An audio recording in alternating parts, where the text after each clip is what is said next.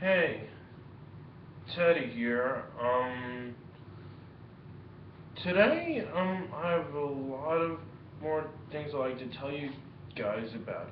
Now, the first one I'd like to talk to you guys about is, in case if you guys haven't watched my last update vlog, well, I've said that for my birthday this month, I'm going to be doing a birthday Q&A vlog. Now, for those who don't know what that works, basically it's where, well, for you to be able to submit all the questions that you guys would like to ask me for my birthday Q&A vlog this year. Sorry about that.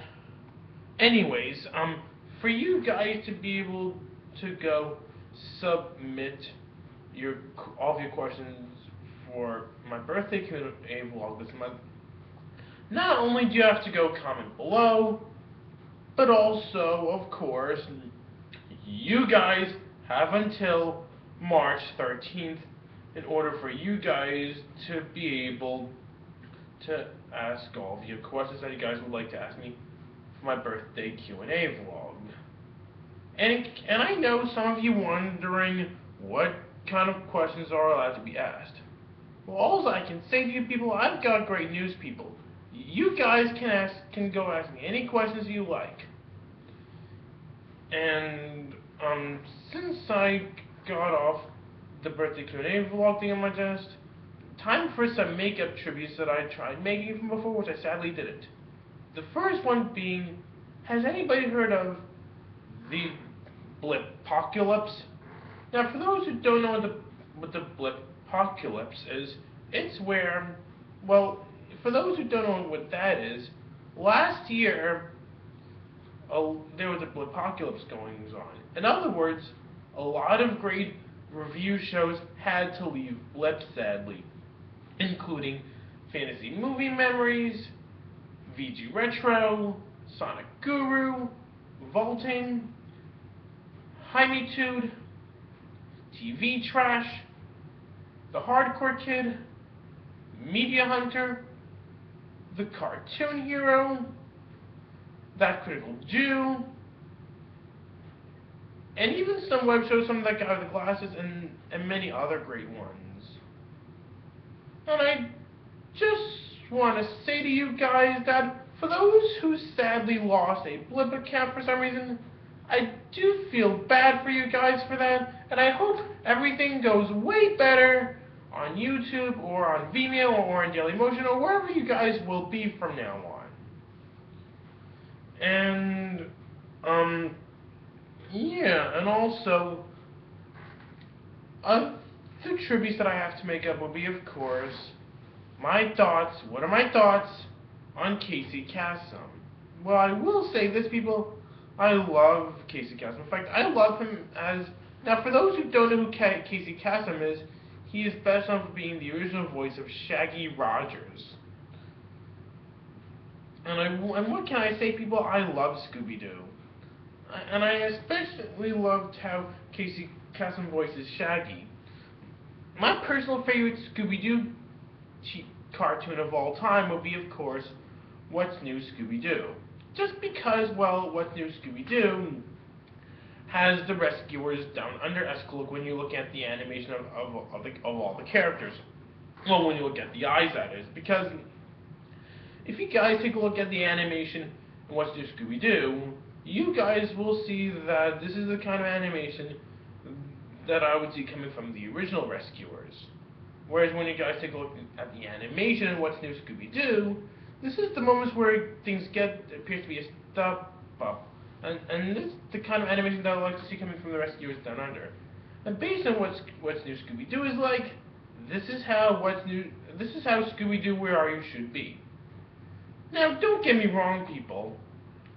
I'm not saying Scooby-Doo Where Are You is a bad cartoon. It's that, well, when you guys take a look at the animation in Scooby-Doo Where Are You, it doesn't have much to offer. But again, I'm not saying Scooby-Doo Where Are You is a bad cartoon whatsoever. In fact, as a kid, I used to love watching that a lot, and this is how I got to know Scooby-Doo.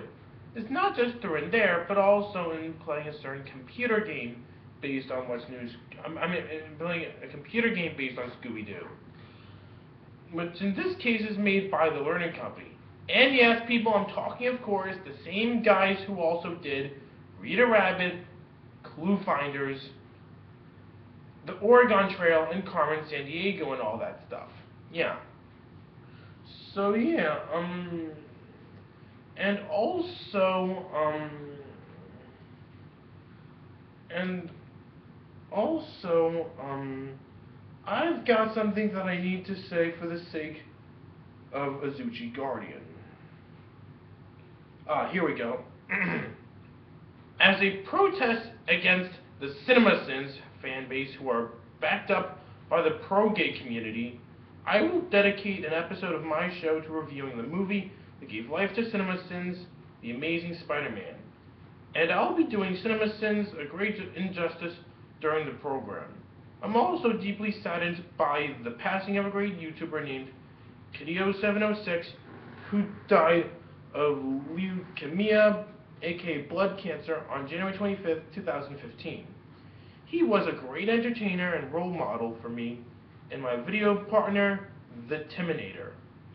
He will be missed, but his Gmod legacy will live through all of us. Okay then. Anyways, yeah. And also,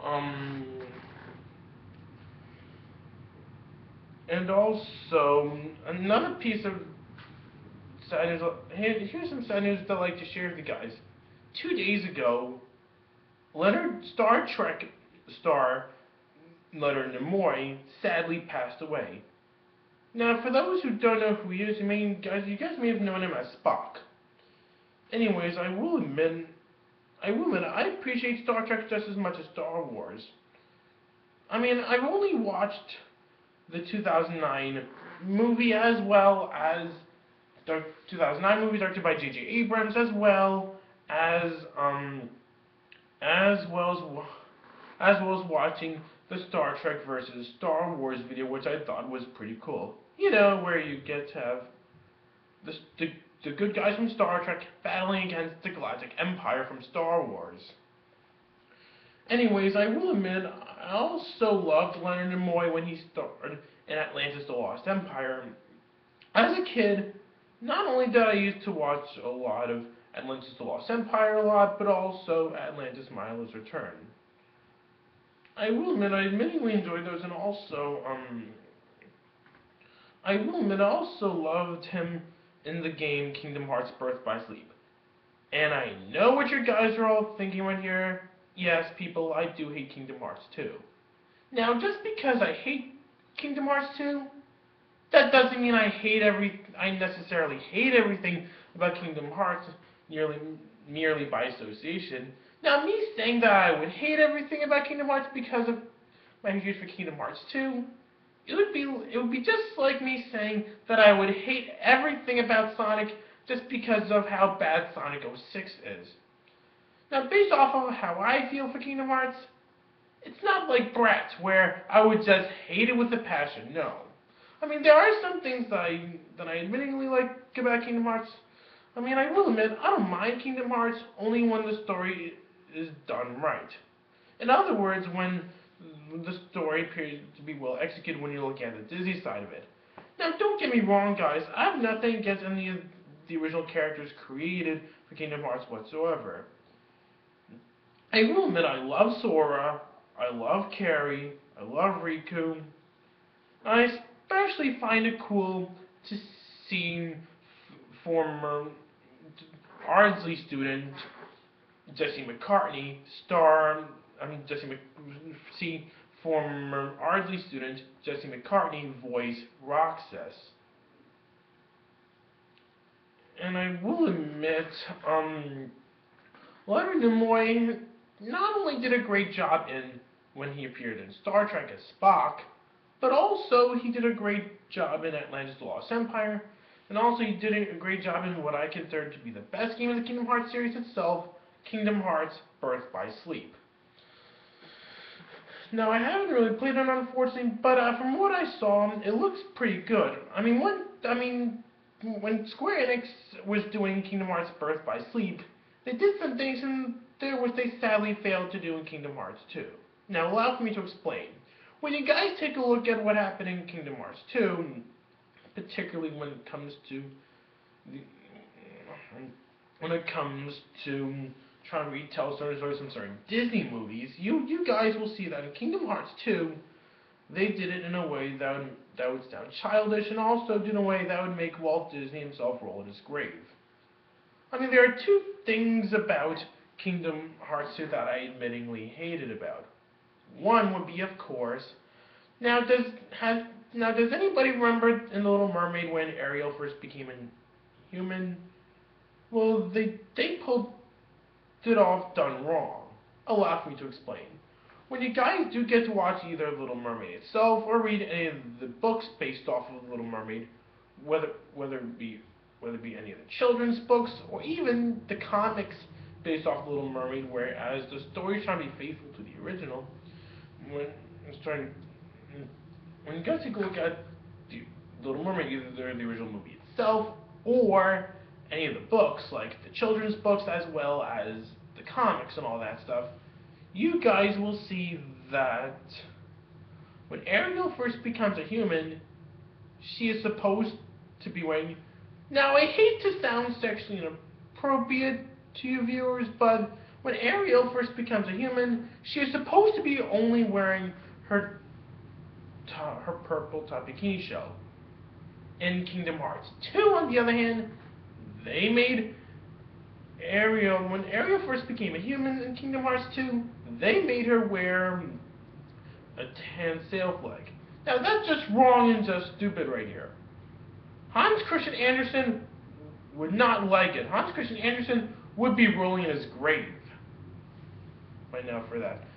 And yeah, I mean, now for those who don't want to, well, allow me to explain. Well, Ariel, when it comes to the tan sail flag part, Ariel doesn't wear that until after Ariel just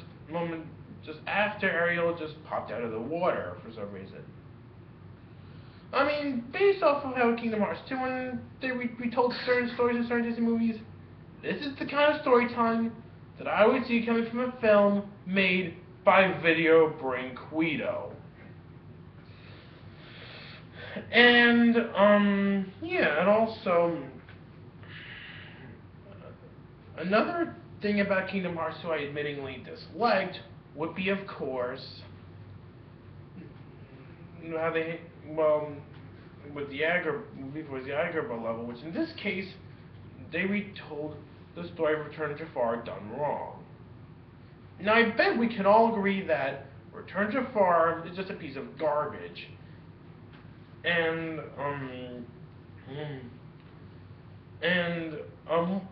mean, like with the Atlantica level in Kingdom Hearts 2, when we try to retell the story of Little Mermaid itself, for the Agrabah level, when retelling the story of the Return to Jafar, they retold it in a way that's done wrongly, this time even more worse than Return to Jafar itself. One thing that they did get wrongly, of course. Now, does anybody remember in the beginning of Return to Jafar when Jafar finally got reincarnated? Instead of having Abbas Mal save Jafar, they got the peddler.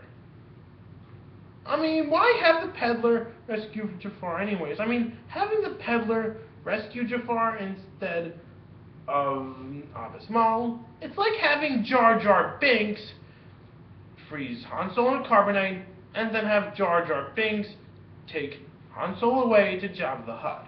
I mean, that's just wrong and just stupid right here. Well, when you guys take a look at Kingdom Hearts Birth by Sleep, as they did get to retell of stories from Disney movies like Snow White and the Seven Dwarfs, Cinderella, and Sleeping Beauty and all that stuff, you guys will see then that you guys will have to give Kingdom Hearts Birth by Sleep. You have to give Square Enix credit. And when doing Kingdom Hearts Birth by Sleep, when we telling stories of beloved Disney classics like Snow White and the Seven Dwarfs, Cinderella, Sleeping Beauty, and all that stuff, this is the moment where they try to keep it in the style of the original movies. Thus, unlike Kingdom Hearts 2, which made Walt Disney roll in his grave, Kingdom Hearts Birth by Sleep, on the other hand, made Walt Disney dance in his grave. And I will say this, people, that I'm so excited about Kingdom Hearts 3, and I hope they do not mess it up like last time. I especially do hope to see James from Return to Neverland appear, and I will admit, I mean, when including the Star Wars characters in Kingdom Hearts 3, I'd recommend both Disney and Square Enix to be, whether you guys like those movies or not, they should just begin with the Star Wars prequels. Because VG Retro has brought up a really good point in his Super Star Wars review, that you've always got to start with the beginning somehow, which is why for Kingdom Hearts 3 it's best that they should begin with the prequels, whether you like the Star Wars prequels themselves or not. And, yeah, and also, now I've got some great news I'd like to share with you guys. My long-awaited Return to Neverland review will be in 2 weeks. Then after I'm done with my Return to Neverland review, then comes, of course, my long-awaited Public Apologies editorial. Now, let me explain for what that is. Basically, I take a look at moments in the world of pop culture in general that has proved us to be considered worthy public apologies.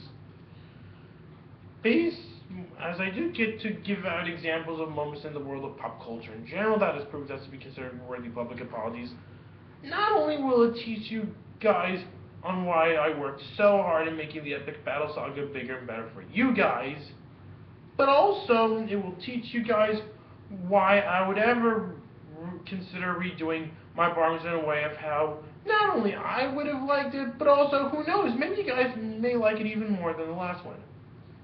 Now, before I get any more compliments from missing my bar mitzvah, let me explain why. Well, I will admit, no matter how much you guys enjoy my bar mitzvah, one of the things that you guys should keep in mind would be on the lookout with, would be, of course, some of the horrors that happen. Of course, I'm not blaming myself for all this, nor do I blame on anyone from Woodlands Community Temple whatsoever. Nor do I blame it on anyone from Cole and me, nor do I blame it on anyone from Nifty, nor do I blame it on anyone from Kutz either. I promise you that you guys, with everyone just mentioned, you guys are all A-okay, so are those who are from Ardsley, and so is for those who are biologically related to me. Well, family members, that is, yeah. The key reason why I couldn't go with however we all would have liked my bar mitzvah to be is all thanks to the fact that I was at residential at the time.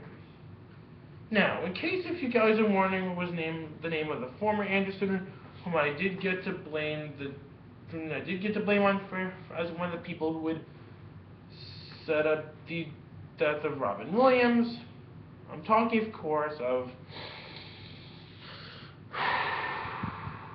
Nate Rivera. Now, for those who don't know who he is, then you're obviously lucky, because Nate Rivera is not a nice person. I mean, in case if you guys haven't noticed, Nate Rivera did trash my bar mitzvah. Now here's my theory why he would ever go trash my bar mitzvah. Now, it all started way back in February 2000, in the month before I had my bar mitzvah, right? There was this one day, right? It was late afternoon, right? And my program manager, Hodge, however, he showed me a picture of the grand opening ceremony of the new and improved version of Foster Hall at the time, right? And for some reason, I ripped off the picture of the grand opening ceremony of the new improved version of Foster Hall due to the fact that I wasn't in there. And thus, this is the moment where Hodge would then go ask me how would I feel if someone dared destroy something I greatly loved. And thus, this is the moment where Hodge would accidentally let Nate Rivera just ruin my bar mitzvah just for no reason. Now, the reason that I would ever just story, a picture of the new improved version of Foster Hall is because, well, on the same day as when Foster was having a grand opening ceremony, I will admit I had a really rough day, and yeah, and also and when I was walking from the Orchard School to Foster Hall, this is the moment where Nate Rivera would go trash talking to me. I mean, this is why I hate being with Nate Rivera so much. No matter what I'm excited about, whether it be inside school and rarely of outside of school, this is the moment where he would trash my excitements and dreams. And thank God he's still in jail already. Well, he should be by now. Anyways, yeah, and I just want to say this, Hodge, if you're watching this, I just want to say to you, man, that I'm really sorry about destroying the picture of the new improvement version of Foster Hall, and I know I shouldn't have done it. So anyways, yeah, after I'm done with my public apology editorial comes my review of Escape from Tomorrow. Now, when I do get to review Escape from Tomorrow, please don't think of it as a guilty pleasure review, okay? I can definitely promise you guys the fact that Escape from Tomorrow will indeed be my first ever negative review. I mean, what caused you guys to think that Escape from Tomorrow is going to be another positive review, or should I call it a guilty pleasure review? Just considering the fact that the reviews that I've done beforehand, all I would do is nothing but positive reviews. And, yeah, and also, now, based on what I would do if I did see Escape from Tomorrow, please don't feel like I would do the same thing for films. Like, it's not like films like live action Cat in the Hat, Star Wars Episode 1: The Phantom Menace, the Star Wars Holiday Special, the live action and the Chipmunks movies, the first two live action Scooby-Doo movies, Cinderella 2, Dreams Come True, or any of that stuff, where I would take it as guilty pleasure. No. Based off how I feel as if I did see Escape from Tomorrow, think of the same reaction I also give to films like Return to Jafar and Mulan 2, as well as with Kingdom Hearts 2, whereas I would have to take it so personal.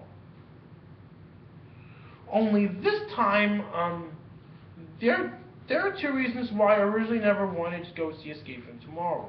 Here are two good reasons why I may take Escape from Tomorrow very personal. One, in both the past and the present, I have, however, co-written stories featuring Disney characters, and two, I have an uncle that works for Disney, which is why as you guys can see, as if I did see Escape from Tomorrow, I may have to take it very personal. Then after Escape from Tomorrow review is done, comes my review of Disney Infinity 2.0. Now, has anybody in here, if you've seen my Disney Infinity review,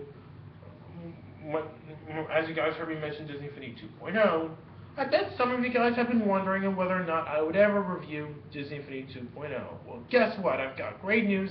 And yes, people, I will be reviewing Disney Infinity 2.0. Only this time I'll try to review it around the same time as when the Avengers Age of Ultron was released. Considering the fact that, well, Disney Infinity 2.0 does feature Marvel characters, so yeah.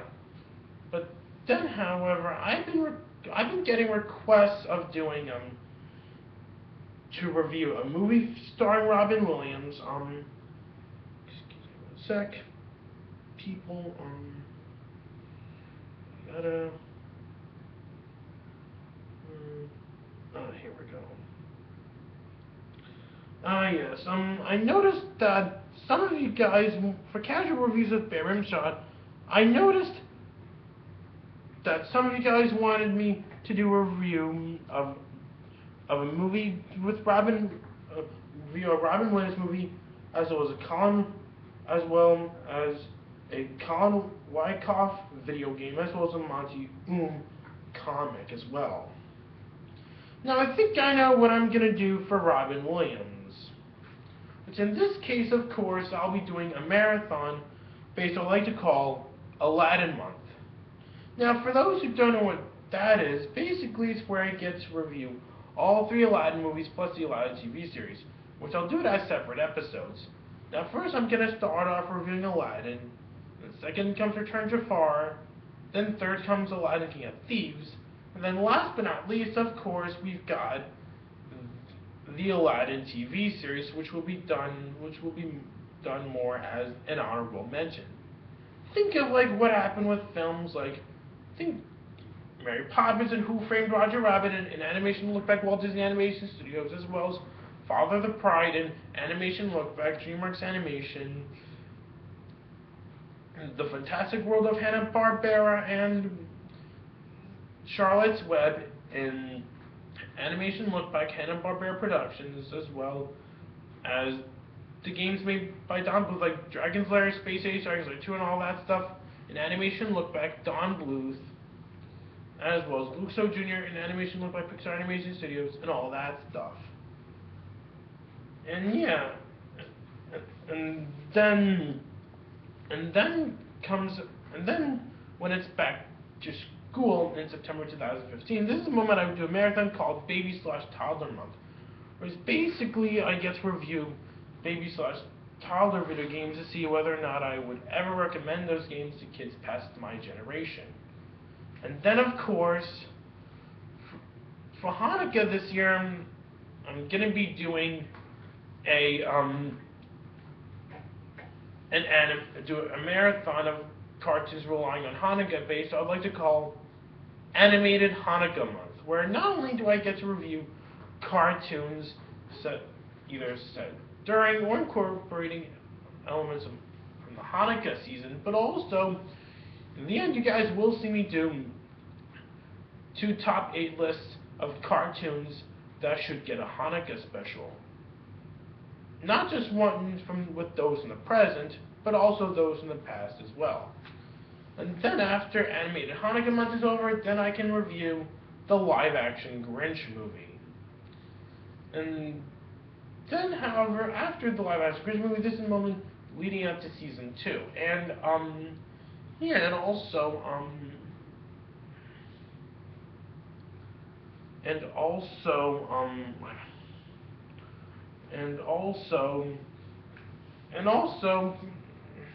I'll be doing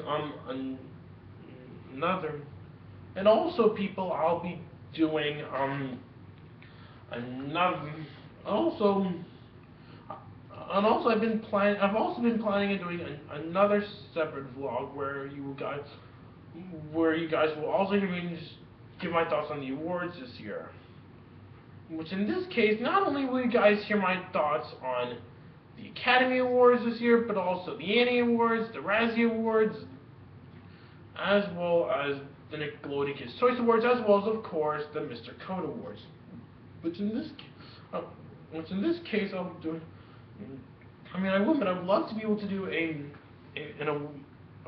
separate vlog based on the awards this year, which in this case I choose to wait until once the Mr. Code Awards has passed, as well as the Nickelodeon Kids' Choice Awards. So that way, not only can I talk about the Academy Awards, the Annie Awards, and the Razzie Awards, but also the Emmy Awards, the Mr. Code Awards, as well as Nickelodeon Kids' Choice Awards. So not just this year, but also last year and 2 years ago, so 3 years ago. And yeah, it's all I have to say to you people. Until then, catch you all later, and just be excited that my Return to Neverland review will be in 2 weeks.